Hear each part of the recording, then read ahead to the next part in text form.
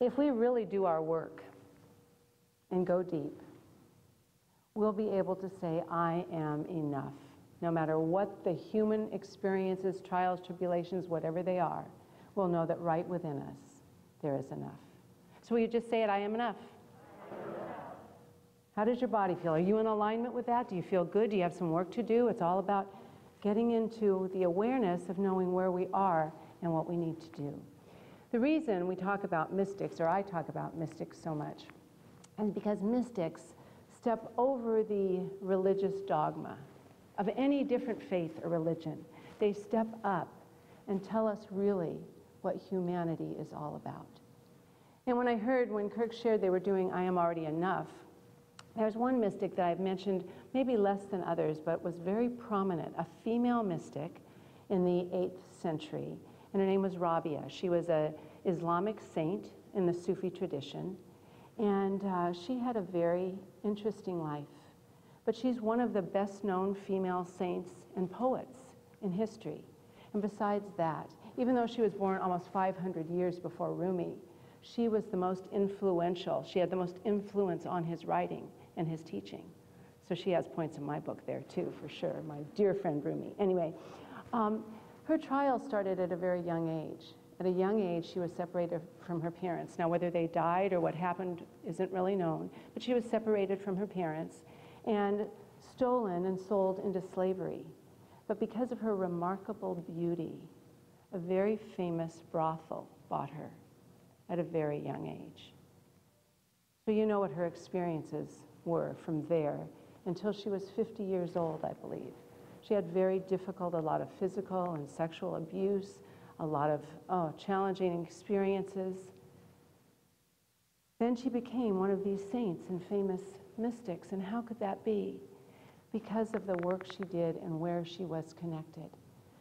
She never blamed life or God for what happened to her. She said, oh my goodness, God, what the trials and tribulations you've given me.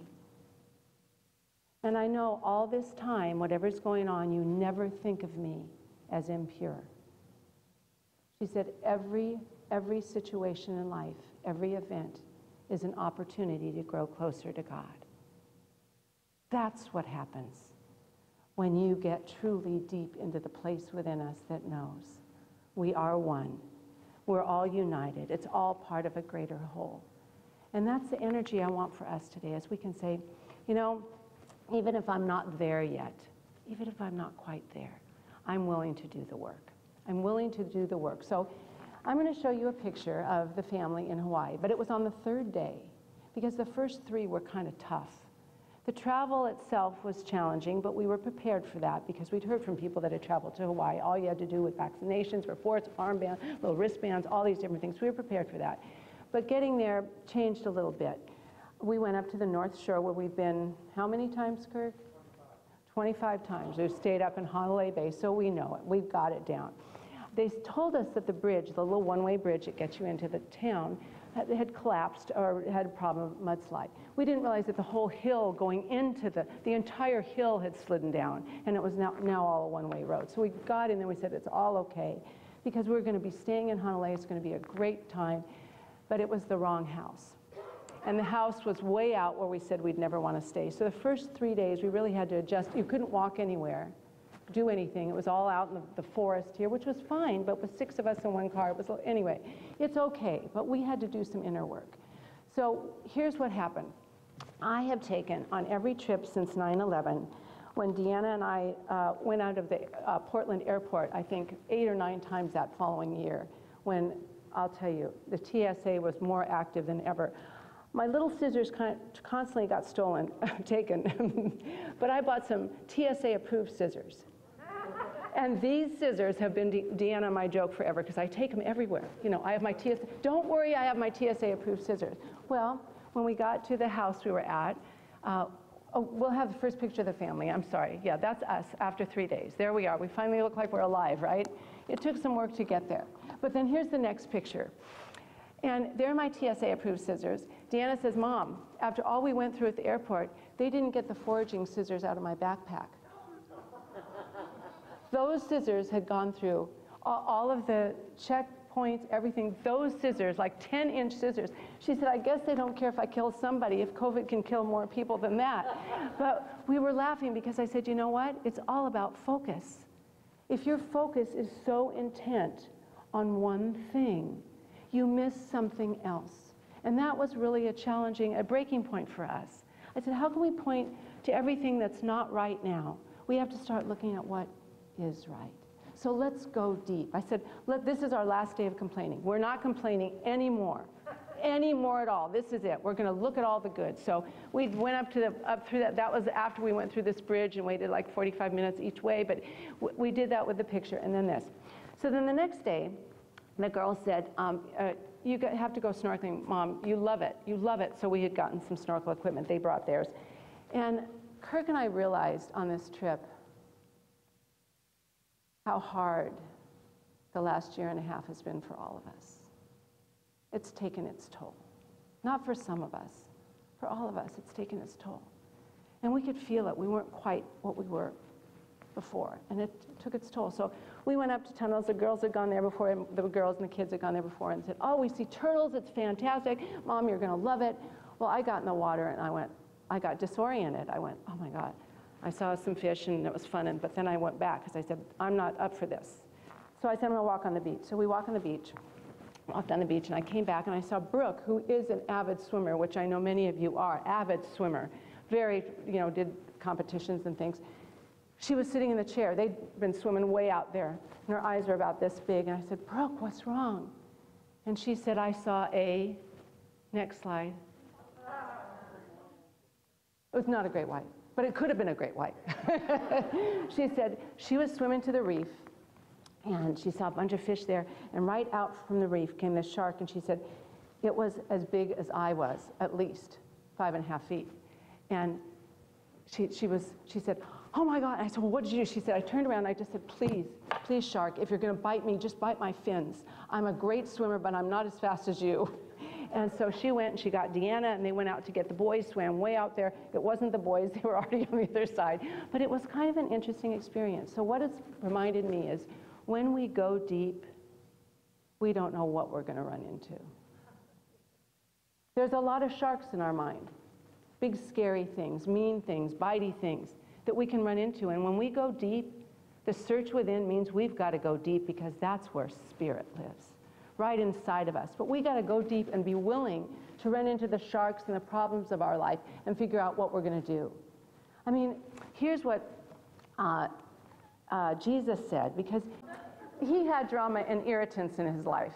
His life wasn't easy because he was speaking in a language that people didn't understand. The scribes, the Pharisees, the Sadducees, the priests, people didn't have the mental equivalency that he did of this spiritual world that was greater than everything, that holds all good. They didn't have that mental equivalency, and so they would challenge him continually. They'd irritate him and say, by what authority do you live?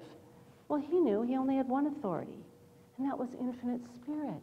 That was God. That was the authority he lived by, and where his teaching came from, the love he talked about.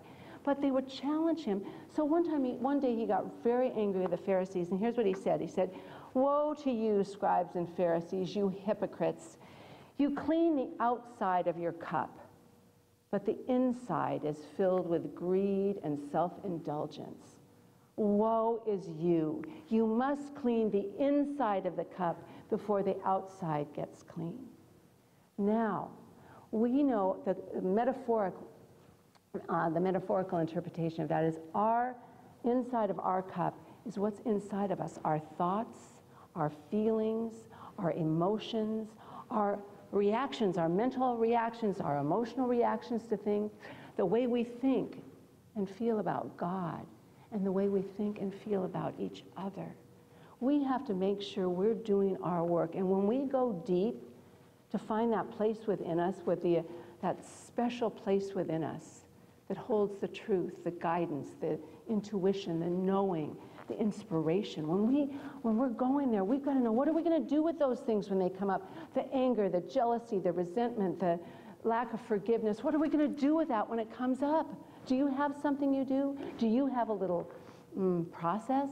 Do you have a little affirmation or a mantra you do? We have to have something we do because there's ways to get past all of those things.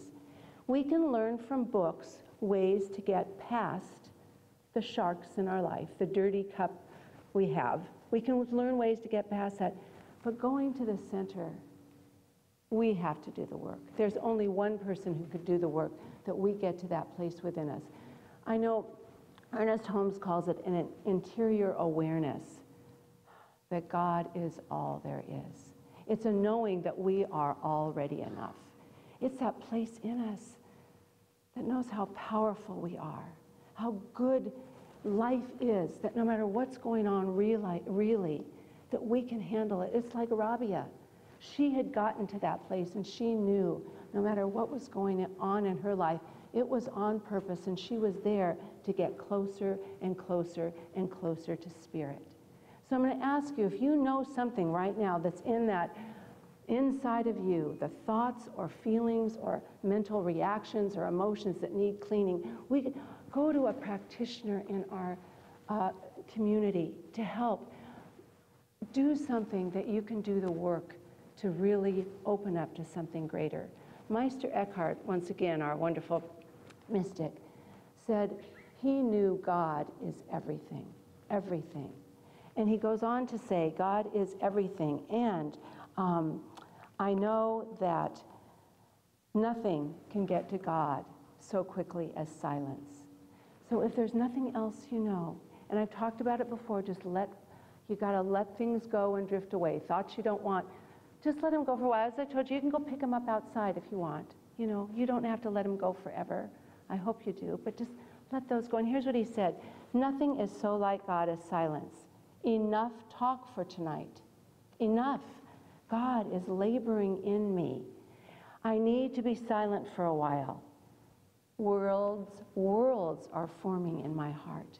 New thoughts, new ideas, new things we can do to the world to make things better, make us better. And when we're there, when we get there, we not only can find goodness in ourselves, we can see it in each other, we can know God, because it brings us to a place of unity, and ultimately we can find it in human events. I know it's hard. We turn on the news, we hear what's going on in the world. What's going on? These people are nuts and crazy.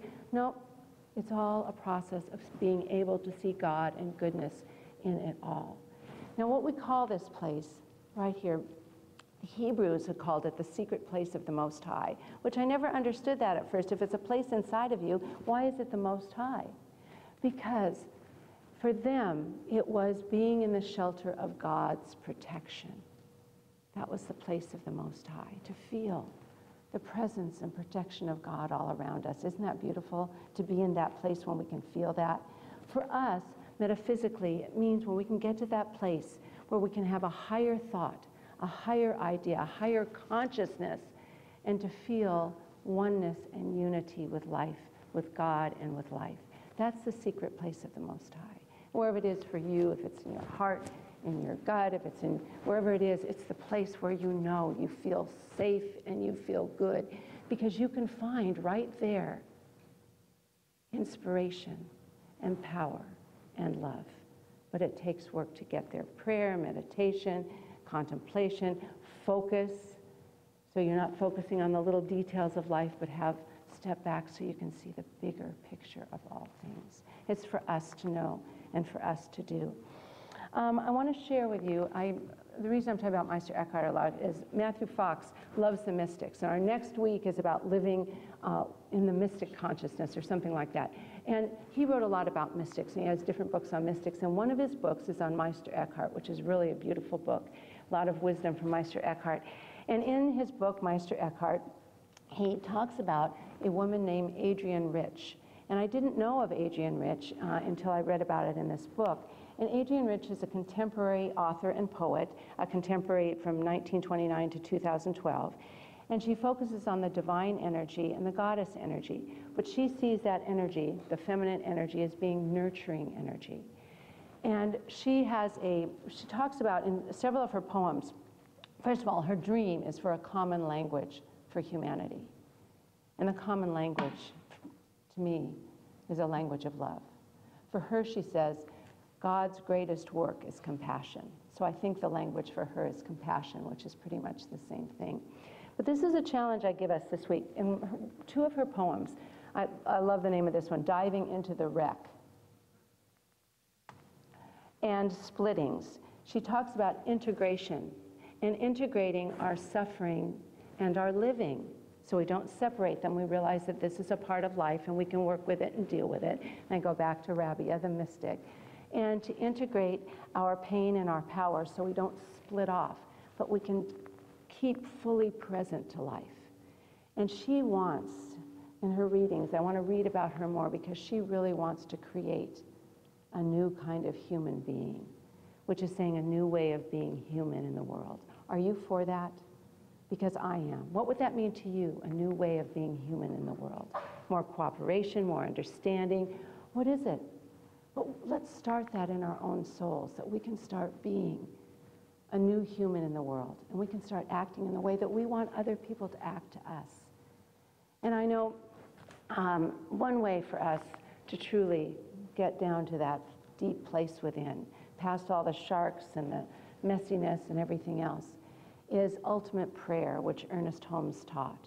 He taught about ultimate prayer, which ultimate prayer is not about beseeching or praying to a God out there. It's about alignment and unifying with the presence of love and goodness within. So I'm going to invite us now just to take a moment to just put your feet on the floor. Feel the passageway, and I often ask to put, if your mind is busy, just let it rest on your heart.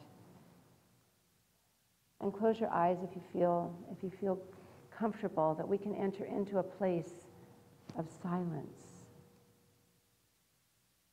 A place of silence where we can open and we can find the presence of God, where we can let it, breathe it in, take in the God presence, which is that innermost place within us, and as Ernest Holmes said, the outermost God, the highest God, and the innermost God are one God. So it's that place in us that aligns, our innermost God aligns with the fullness of Spirit, where we can understand and know that God truly is all there is. There's nothing else.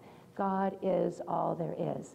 And when we recognize that and know that, we know that God is love, God is light, God is goodness, God is joy, God is peace, God is understanding. And so we can feel within ourselves, as we align with that presence for good, that presence for love, that presence right now, that brings us to a greater understanding of life and our place in it, that allows us to step away, to step aside, to give up all the things that keep us small, that we can feel enough in this moment. And in this place and space where we know that God truly is all there is nothing else, we can say, I am enough. I am one with God. I am love in action, peace in action, truth in action. Anything that's abundance expressing, joy expressing. No matter what the outer experience, the human events are, we can know within us there's a place that knows, an awareness that's right here and right now. So take a nice deep breath in that space and place that allows us to be fully aligned with the secret place of the Most High, the interior awareness that brings us guidance and inspiration, creative ideas, connection. And I just invite us in this moment, as we are aligned with the infinite Spirit, we make a commitment to have daily communion, because this relationship with infinite Spirit needs maintenance and nurturing just as any good relationship does. So the commitment is made for each and every one of us that we take time to practice and do our work, that we can be the light, the goodness, the connecting force in this world that we are meant to be. And on that note, I just invite us to release all our knowing, all our affirmations, all our prayers to the infinite mind of God that only knows to say yes. We let it go. We let it be in deep gratitude for this teaching, for our community, for each other. We say, thank you, God, and so it is.